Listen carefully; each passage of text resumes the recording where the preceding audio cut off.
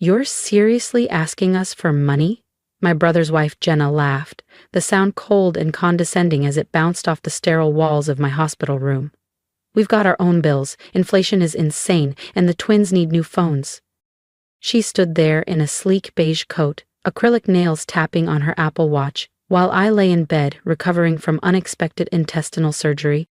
Jenna, I said softly, trying to steady my breath, you and Ethan lived in my condo rent-free for 5 years. I just need a little help with the medical bills, that's all. Her eyes narrowed, lips curling. Ugh, are we really bringing up the condo again? You act like we didn't take care of it. That counts for something. This isn't our problem, Rachel. My name is Rachel Lynn, and at 39 I was learning that family support isn't always mutual. Back in 2019, when Ethan's startup imploded and they were suddenly jobless with 2 toddlers, I took them in. I was a software developer with a solid income and had just bought a 2-bedroom condo in Seattle. It'll just be 6 months, Ethan had said. It turned into half a decade. Now, lying in the hospital with my savings drained from multiple procedures, I was met with indifference. The twins need new phones? I echoed, stunned. Jenna shrugged. Don't be dramatic. You've always been the smart one. You'll figure it out. And Ethan's got something big brewing again, she added. Right. Another business venture. I'd lost count of how many had crashed and burned. You should have planned better, Jenna said, snapping a selfie before glancing at the time. Anyway, I've got to run. The contractor's coming to check out the kitchen. We're thinking of opening up the space a bit. My stomach churned, not from the surgery. That kitchen is ancient, Jenna had sniffed. The decorator says it's ruining our whole social media vibe. I winced as I tried to sit up, pain flaring in my abdomen. Jenna, you can't remodel my condo without permission. You're not even paying rent. She gave me a tilted smile, too casual. Yeah, about that, let's talk when you're feeling better. Rest up, Rach. With that, she swayed out of the hospital room, trailing behind a cloud of citrus perfume and a sense of mounting dread. That evening, my best friend Naomi dropped by. Unlike Jenna, she came bearing actual homemade ramen and concern instead of condescension. When I told her about Jenna's remodeling comment, her expression turned from shocked to suspicious. Rachel, something's off, Naomi said, pulling out her tablet. As a real estate lawyer, she had access to things I didn't. Have you checked your property records lately? I blinked. No. Why would I? I've owned that place for 10 years. Her fingers moved quickly across the screen, eyes narrowing. When's the last time you actually saw your deed? I hesitated. It was in my filing cabinet, in the home office. My voice trailed off. The same home office that Jenna's oldest had converted into a makeshift bedroom. The same cabinet I hadn't touched in months because the twins had turned the space into a study zone. Naomi spun her screen around. My blood went cold. It was my condo. Except the ownership had changed. A transfer had been filed 3 months ago, right around the time I first fell ill. This can't be real, I whispered. I never signed anything. Are you sure? Naomi asked gently. My mind raced. Jenna handing me papers to sign, real quick, always smiling, always in a rush. I looked at Naomi. She played me. Naomi nodded. We're calling in Marcus from fraud, but quietly. If this is what I think it is, we need to be careful. And for the first time in weeks, I felt something stronger than fear. Determination. Maybe it was the meds, or maybe it was that strange clarity that hits when you finally pull the mask off years of manipulation. Tell me what to do, I said quietly. Over the next few days while I recovered in the hospital, Naomi and Marcus built a case. They discovered a string of shady documents, each conveniently filed during the peaks of my medical crises. Jenna had clearly been planning this for months, maybe longer. The signatures are close, Marcus explained during one visit, but there are clear inconsistencies, slanted letters, odd spacing. It's not you. He tapped a line on one of the PDFs. And this notary stamp belongs to someone whose license was revoked 6 months ago. Sloppy work. They didn't think you'd ever look. I thought of Jenna's smirk when she mentioned the remodel, the way she brushed off my questions like I was a nuisance, not the owner. She thought I was too nice, too trusting, too broken to fight back. What's next? I asked. Naomi leaned in, her eyes blazing. We document everything: unauthorized changes, false signatures, any weird conversations. When you're stronger, we make our move.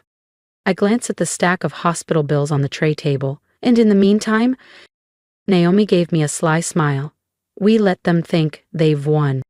I was discharged a week later thanks to a payment plan I scraped together. Jenna didn't offer to pick me up. She was too busy bossing around her decorator. Naomi drove me back, but the sight that met us made my chest tighten. My once pristine craftsman condo looked like a construction zone. Lumber, insulation, and tile samples were everywhere. Through the window, I saw the workers gutting the vintage cabinets I'd restored by hand.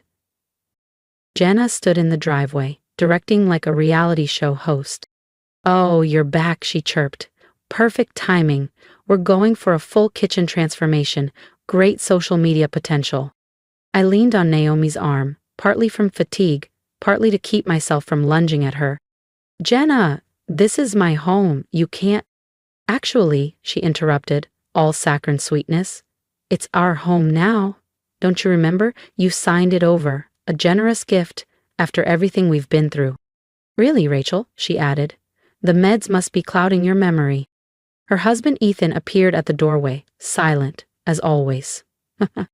"And since this is our house now," she continued, "we think it's best if you recover elsewhere. All this noise can't be good for your health. Naomi has space, right?" I felt Naomi tense beside me. I squeezed her arm. "Not yet." "Of course," I murmured. "Just let me grab a few things from my room." "Oh, we moved your stuff to the garage," Jenna said airily. "Didn't want construction dust ruining your things." I smiled, tight-lipped. So thoughtful. "Just my meds and a change of clothes for now." A worker emerged with 2 boxes in my medication bag. Jenna was already back to fabric samples and backsplash colors.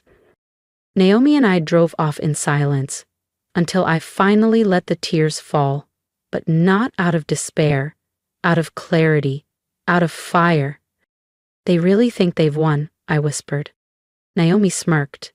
"They don't know Marcus filed for an emergency injunction, or that you installed hidden cameras months ago." I turned toward her, a small smile creeping onto my face. "Didn't tell anyone. Thought I was being paranoid. Turns out, I wasn't paranoid enough." Naomi's grin widened. "You were smart. You trusted your gut even when your heart wanted to keep giving chances." As we pulled into her driveway, I thought about Jenna's smug confidence, her belief that I'd stay quiet, like always. "How soon until we move?" I asked. Naomi checked the mirror, her voice steady. "Marcus is expediting the injunction. We've got enough to act soon, but let them keep renovating. Every dollar they pour in without legal rights just strengthens your case." I nodded. For years, I let things slide in the name of peace. Not this time. This time, I wouldn't panic. I wouldn't beg. I would wait, observe, and when the moment was right, I'd take back everything they tried to steal. "They think I'm weak," I murmured, staring out the window as Naomi's car passed rows of cozy Seattle homes. "They think, because I've always been the nice one, I'll let this go too." Naomi parked in her driveway and cut the engine. "Then they never knew you at all," she said. "The real you, the woman who put herself through engineering school, restored a century-old home by hand, and built a career while they played house with your property." She was right. Somewhere along the way, I let Jenna's version of me, the pushover, the peacekeeper, the doormat, become truth. But not anymore. "Get some rest," Naomi said as she helped me inside. "You'll need your strength for what's coming." I settled into her guest room, surrounded by the 2 boxes I'd salvaged from my own home. That night my phone buzzed with a text from Jenna. "The decorator thinks we should turn your old room into a home gym. The kids need a winter space. Hope you're healing." I didn't reply. Instead, I opened my laptop and logged into the hidden camera feed. There she was, Jenna, parading through my home with the decorator, calling out changes like it was her kingdom. "We'll need all new appliances," she said. "Maybe knock down this wall, too. The old Rachel had such dated taste." She actually rolled her eyes when she said my name. I closed the laptop, breathing slowly. They thought they'd won, thought their fraud had bought them my silence. But oh, they had no idea what was coming. 2 weeks passed. From Naomi's guest room, I healed and watched. Every day brought a new delivery: premium stoves, marble counters, voice-activated lighting. All of it bought with money from a fraudulent home equity loan, taken out in my name. They've burned through over $150K already, Marcus reported during one of our evening meetings. The paperwork's a mess, half the forms unsigned or inconsistent. They were in a rush, sloppy. Naomi laid more documents across the dining table, now our makeshift war room. Their contractor isn't licensed for structural work, she added, and they never pulled permits for that wall they knocked down. I sipped my coffee, energy returning. Do we have enough? Marcus nodded. Between the forged signatures, revoked notary, and hidden footage, yes. We could file tomorrow. But, Naomi smirked, let's give them just a little more rope. The more they do without legal ownership, the deeper they bury themselves. Every unauthorized dollar they spent was building my case. Just then, another text pinged on my phone. The new kitchen is amazing. My followers are loving the reno. When are you grabbing the rest of your stuff from the garage? Kids need space for their gaming setup. I showed it to Naomi and Marcus. They're about to dump my things, aren't they? Naomi's jaw tightened. Not if I can help it. I'll send my brother Tom with a truck tomorrow. He can pretend he's from a junk removal service. That night, I watched more footage. Jenna was live streaming from my kitchen. This space was a disaster before, she gushed to her followers. The previous owner had no sense of style, but look at it now. Mike appeared behind her, face tense. Maybe don't post so much. What if Rachel sees? Jenna laughed, the same cruel laugh from my hospital bed. Please, she's probably still crying at Naomi's place. Besides, it's ours now. She can't prove anything. I closed the laptop and smiled. The next morning, Tom arrived with his truck. Through the cameras, I watched Jenna wave dismissively toward the garage. Take whatever, she said. It's all junk anyway. Perfect. Let them throw away the evidence. We were already collecting justice. But it wasn't junk. It was my life. Photo albums. My grandfather's antique drafting table. The quilt my mom had stitched before she passed. Tom loaded each item with care, treating my memories with more respect in an hour than my own family had in 5 years. Your stuff's safe, he texted me. We got it all before they could toss anything. You wouldn't believe what Jenna was saying. Oh, but I would. I'd spent most of my adult life believing her cruelty was just her way. That family meant tolerating the intolerable. That evening, Naomi sat beside me with a glass of wine and an update. Contractors say they'll finish the major renovations next week. Jenna's planning some massive reveal party. All her influencer friends are invited. I scrolled through Jenna's social media. Video tours. Hashtagged captions. Dream home. Total transformation. From drab to fab. She was using my stolen home as a stage to build her brand. Let her have the party, I said quietly. Marcus looked up. You sure? We could act now, shut this whole thing down before she goes public. I shook my head slowly. I want her to reach the peak of her delusion. Let everyone see what she built on a lie. Naomi smiled. For someone they think is weak, you've got a cold streak. I'm an engineer, I reminded her. I know how to calculate collapse. That night I couldn't sleep. Jenna's words from the hospital echoed. You're always throwing that in our faces. As if my generosity had been a weapon. As if letting them live rent-free in my home was a burden I should apologize for. And Mike? Always silent, always complicit. His name was on the fake documents too. He wasn't innocent. Just a different kind of weak. My phone lit up again. Parties next Saturday, you should come. Might not even recognize the place, we finally brought it into this century. I showed the message to Naomi the next morning. She raised an eyebrow. You want to go? I smiled. Oh, I wouldn't miss it for the world. The next few days were a blur of paperwork and legal prep. Marcus pulled the final loan records, proving they'd borrowed against my property without consent. Naomi drafted court documents, restraining orders, fraud charges, the injunction. Meanwhile, I watched the circus unfold through my hidden cameras. Jenna brought in caterers, a photographer, even a florist. This is going to launch me, she told Mike in my kitchen. Finally, I get out from under Rachel's shadow. Mike shifted awkwardly. Maybe we should have just asked her to sell it legally. Jenna scoffed. Please, she never would let go of it. She loved being the one who rescued us. Then she smirked. Well, guess who needs rescuing now? I closed my laptop, her voice still echoing. I had never tried to overshadow her. I had only ever tried to help. That evening, Naomi brought me tea. You ready for tomorrow? I nodded. I used to think kindness made me weak, that family meant giving without limits. Naomi sat beside me. And now? Now I know strength is standing up for yourself, even when it's against the people who should have stood up for you. The day of the party arrived. Clear skies, warm sun, perfect for a fall of epic proportions. From Naomi's car, parked a few houses down, I watched everything through the cameras. Jenna was in full glam mode, greeting influencers and live streaming from my front porch. Welcome to our fully renovated dream home, she beamed, from disaster to designer chic. Marcus checked his watch. Sheriff's team is ready, just say the word. Through the feed, I saw guests snapping selfies in front of my demolished kitchen, clinking glasses under my antique beams. Naomi leaned forward. They have no idea, they're recording their own downfall. I watched Jenna raise her champagne. Cheers to our fresh start. Not quite, I whispered. And I gave Marcus the signal. When we first moved in with my sister, this place was so outdated. Jenna beamed, raising her champagne glass to the crowd. But sometimes life hands you unexpected opportunities. And now, total transformation. An influencer's dream. That was our cue. I pulled out my phone and texted one word to Marcus. Now, within minutes, the quiet street exploded with flashing lights. Police cars and sheriff's vehicles surrounded the house.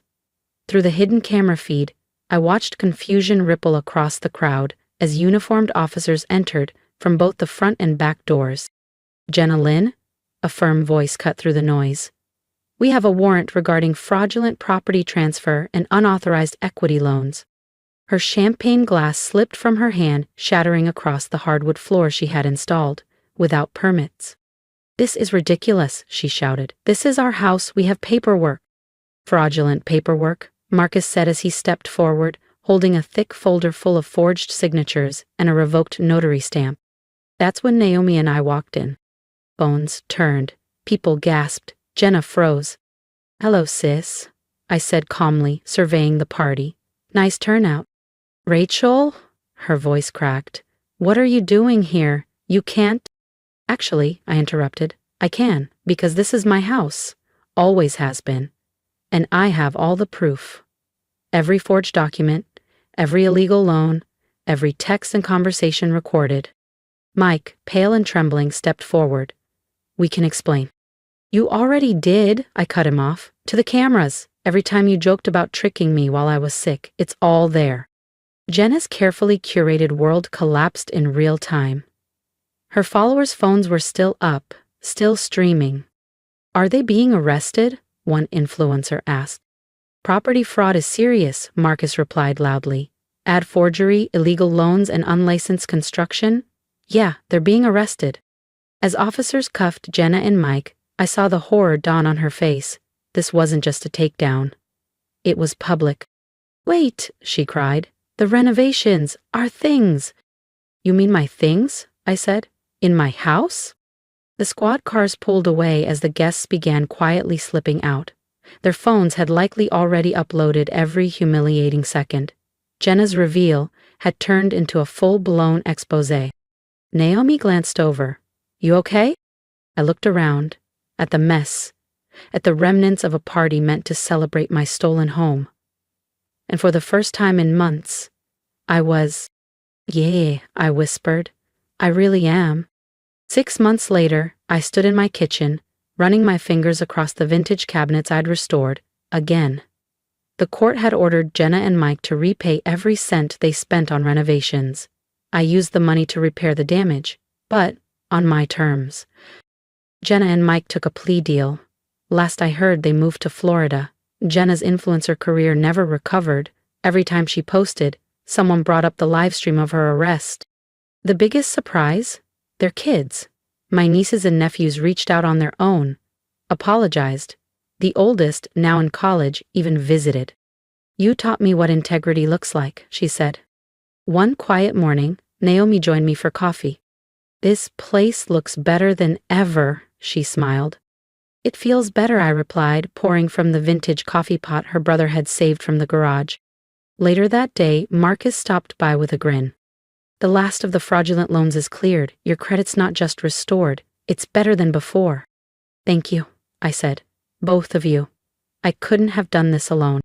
Naomi laughed. You installed the cameras, you kept the records, you played the long game, you did the hard part. I looked around. The medical bills were gone, my health had stabilized, and so had something inside me. Because now I knew, family isn't about blood, it's about loyalty, truth, support, the people who lift you up instead of tearing you down. I raised my coffee mug to happy endings, not because everything is perfect, but because we earned them. Naomi and Marcus raised theirs too. In that moment, in my reclaimed home, I finally knew. This is what family really looks like. If my story resonated with you, I'd love to hear from you. Leave a comment. What would you have done in my shoes?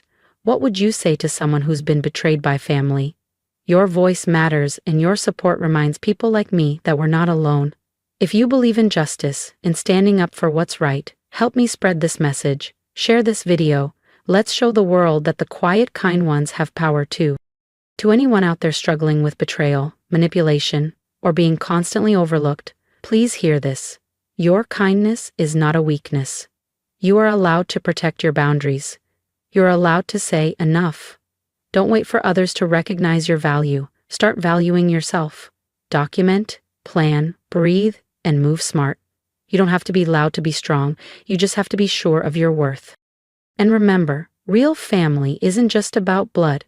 It's about who shows up, who respects you, and who celebrates your strength instead of exploiting it. Choose those people. And if you haven't found them yet, keep going. I found mine in the most unexpected places, and so will you. Let's support each other in the comments, encourage each other, and build a space where strength and kindness can coexist. You've got this, and I've got your back.